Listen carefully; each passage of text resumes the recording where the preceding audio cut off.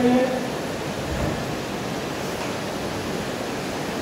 Okay, you can take a seat now.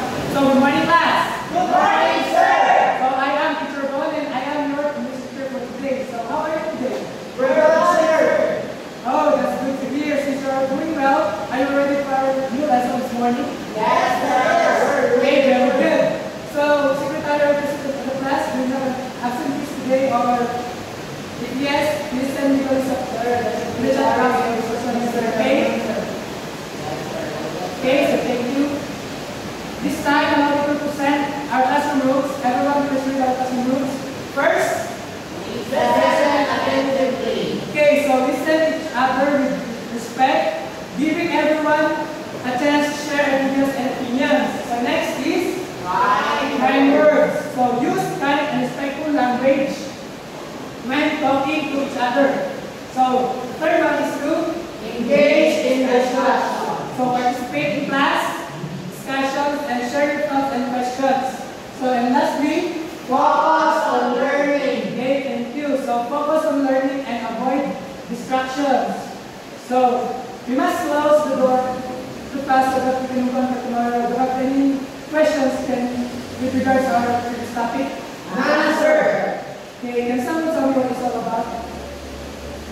Okay, so Conde, can you tell us what's our first topic all about? We're talking the kinds of sentences according to the structure last minute verb. Excellent. How about its end according to structure? Okay, Mr. Herdel.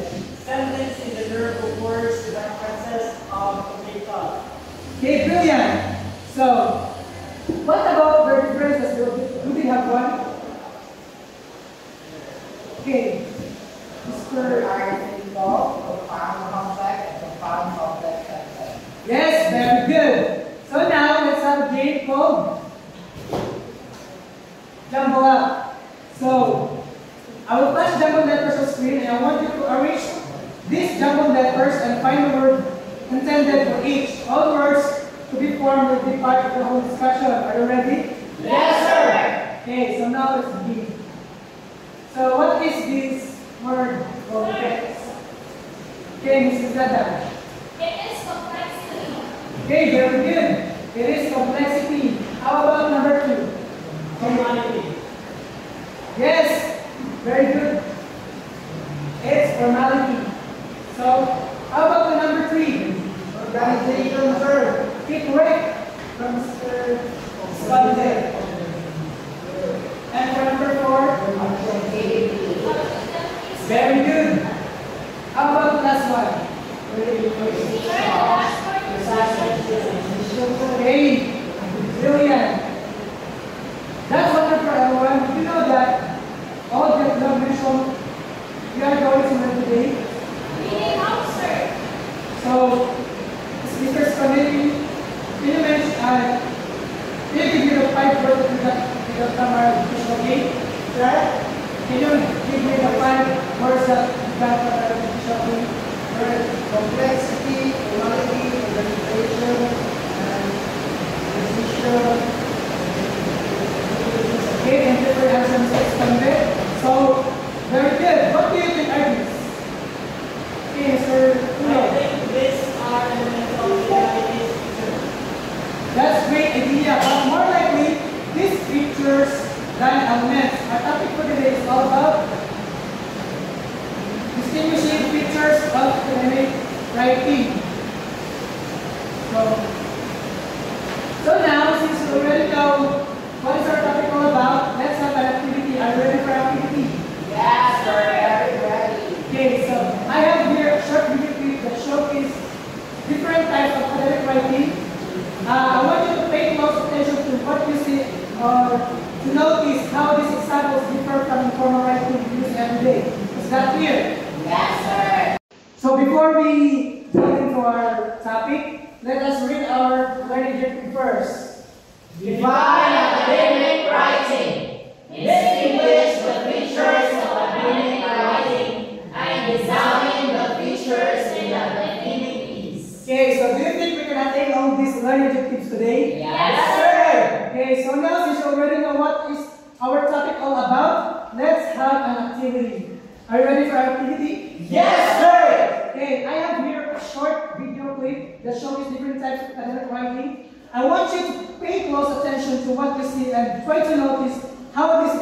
words differ from the informal writing we use every day. Is that clear? Yes, sir. Okay, very good.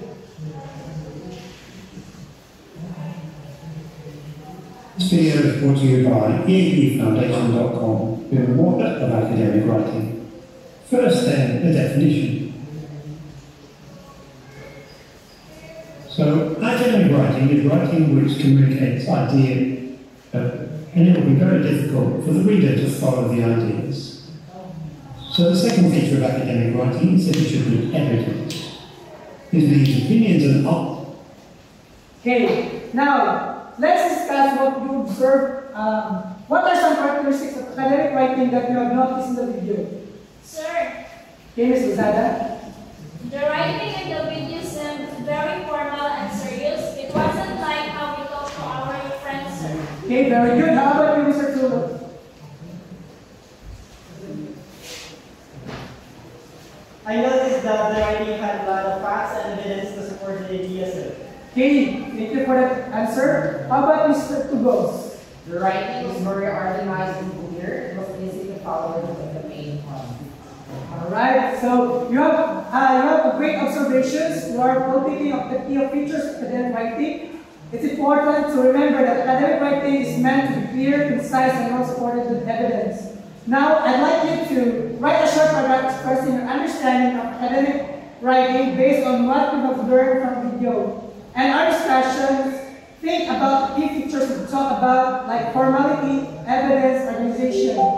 Do it on one sheet of paper. I will give you 3 minutes to do that task. Is that clear? Yes, sir. So time's up. Everybody pass your papers. Yes, sir. Okay, thank you, sir. Oh, excellent work. So you've all captured the key elements of academic writing or paragraph. Keep these pictures in mind as we continue to explore academic writing throughout the lesson. Now, we have a good understanding of academic writing. Let's dive deeper into the specific features that make it unique. We'll explore concepts like complexity, formality, organization, objectivity, and precision. Now let's discuss our topic, which is the distinguishing features of academic writing. Do you know what academic writing is? Yes, sir. Okay, what is it? What is it? Lozada? Academic writing is different from everyday writing because it's more formal and serious. It uses facts and evidence to support its ideas, and it's very organized to make it easy to understand, sir. Wow, thank you for that great idea. But what can we define in detailed form? When we say academic writing, please read. Academic writing It's clear, concise, focused, structured, and backed by evidence. Its purpose is to aid readers' understanding. It has a formal tone and style, but it is not complex and does not require the use of long sentences and complicated vocabulary. Okay, thank you. So there are 4 main types of academic writing. These are the first read. Narrative, persuasive, expository, and descriptive, sir.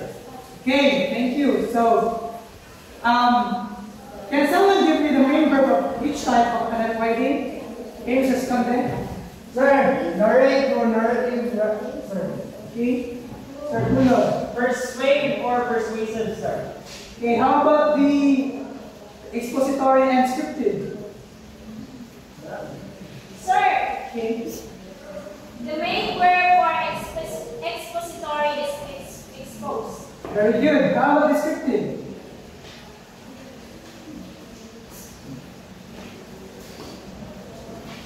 Descriptive and main verb is describe. Okay, you are all correct. By means of knowing their verbs, you may have an idea of their main purposes. How about the features of academic writing? Do you have an idea about this? Just an idea of it, sir. Okay, alright, then let's get started. So, what comes into your mind when you hear the word complexity? One more time, sir. What comes into your mind when you hear the word complexity? Okay, Mr. Tugos. For me, it's about how complicated the structure of composition is. Very good. Just to add up, academic writing has a longer words with varied vocabulary and usually complicated grammar.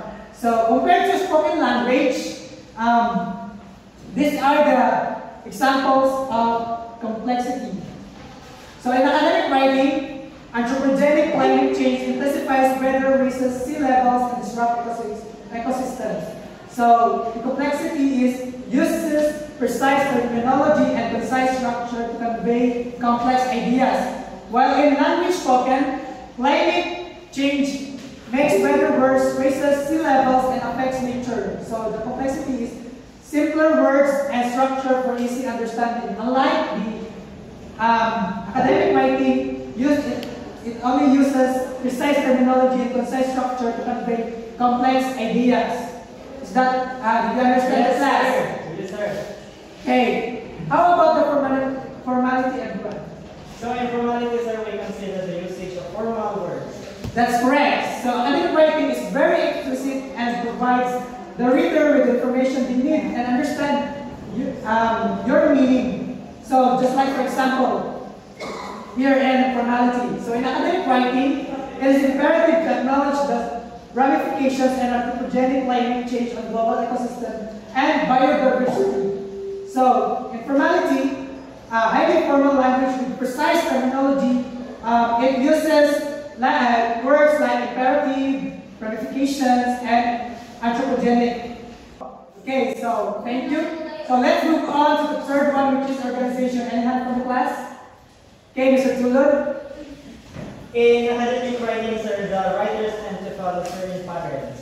Exactly. Patterns that can help us flow our ideas and thought. Just like, for example, academic writing, firstly, climate change exacerbates extreme weather events, leading to increased natural disasters.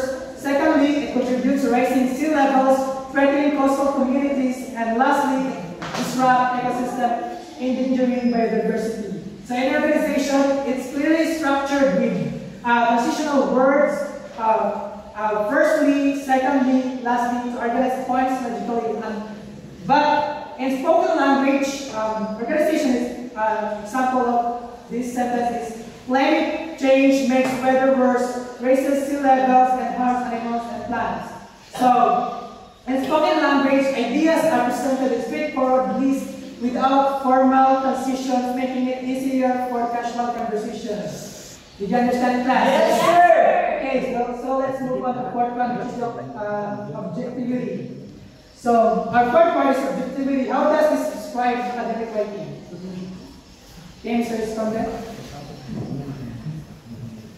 It is more likely being direct to the point. This means that the main emphasis should be on the information that you want to give and the arguments you want to make rather than you. Very good. So the example of objectivity is that empirical studies indicate that regular physical exercise significantly enhances cardiovascular health by improving heart efficiency and reducing risk factors associated with heart disease. So the objectivity of this is uses evidence-based language like empirical studies and focus on factual information. So in spoken language, objectivity is more subjective and generalized, focusing on positive effects without citing specific studies or data. Just like, for example, exercise is great for your heart because it makes it stronger and helps you stay healthy. So now let's move on to the fifth one, which is the precision. So, as for the last word, we have precision. How does academic writing show precision? Anyone? Okay, Ms. Rosada? In academic writing, facts and figures are given precisely. Alright, precisely. That main purpose is to give accurate and up-to-date information. Just like, for example, the global average temperature has increased by approximately 1.2 degrees Celsius since the late 19th century, primarily due to heightened concentrations of greenhouse gases. So, in precision, it provides specific data like the 1.2 degrees Celsius and identifies precise causes like heightened concentration of greenhouse gases. But in spoken language, it is less specific, using vague terms like a bit, over the years, or pollution. Just like, for example, the Earth's temperature has gone up a bit over years because of pollution. And did you understand that, class? Yes, sir! Right. To give us a recap, can someone from the class enumerate the 5 features of academic writing? Okay, Mr. Tulad? So these are complexity, formality, organization, objectivity, and precision, sir. Okay, I see that you really understood our new topic, so now let's match the features of academic writing in column A to their meanings to be found in column B to sum up our discussions for today. Are you ready, class? Yes, sir. Alright, let's begin. Okay, Mr. Tulad, please answer number 1. Mr. Skunde, answer number 2. Miss Lozada, answer number 3. And Mr. Tulad, answer number 4 and 5. Okay. So the number 1, sir, complexity is connect to E, the degree to which language and ideas are intricate and detailed. Is that correct, class? Yes, sir. Okay, very good. So how about number 2? Third. Okay, your formality is letter D, the level of adherence to conventional standards of language and style. Alright, so very good, Mr. Skande. How about number 3? So organization, sir, it connects and C, sir, the structured arrangement of ideas and information. Okay, very good. How about number 4 and 5? The number 4 is objectivity, which is letter D. It says that the quality of being unbiased is based on facts rather than opinion. While the number 5 of decision is a number, and the letter A rather means the exactness and accuracy of language and details. Okay, brilliant. So thank you so much, Mr. Tulad. So now, for your application, I want you to complete this graphic organizer below by supplying the appropriate ideas. Do this on your answer sheet. So I will provide you your answer sheets.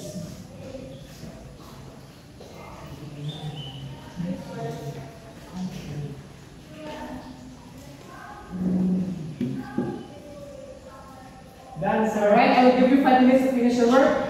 Is that clear, class? Yes, sir. Just kidding, sir. Okay, so pass your papers forward. 8 papers will not be accepted. Just wait. Okay. So now for your assessment, we're going to answer these multiple choices questions. So please read the instructions.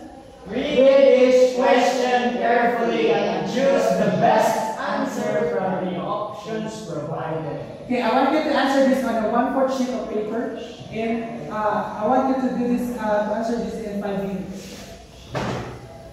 Answer. Done, sir. All right. So for your assignment, academic or non-academic, given the following titles of literary text, apply what you have learned by categorizing them. Place the titles in first column if you think that they are academic papers. If not, place them in second column. So this is the column. The first column is the academic, and the second column is non-academic. Okay, so that will be all for today. Goodbye, class. Bye, sir.